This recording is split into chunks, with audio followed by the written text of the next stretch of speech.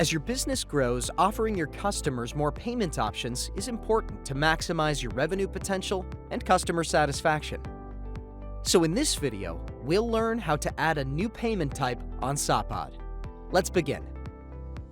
On your Sapaad account, go to Setup and select Global Settings. Proceed to Payment Types and click Add Payment Type. Enter the name of the payment type and pick a suitable icon from the options. For example, American Express. Choose an icon, then double-check the details because they cannot be edited anymore once you add the payment type.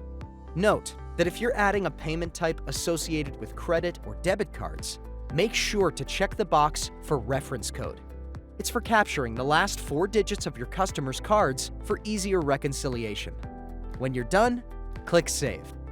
Now, let's try settling an order with the newly added payment type. Go to Walk-in and place an order. Click the Payment Type menu, and there you go.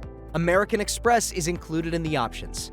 Select that and proceed with payment. And there you have it. You've successfully added a new payment type on Sapaad.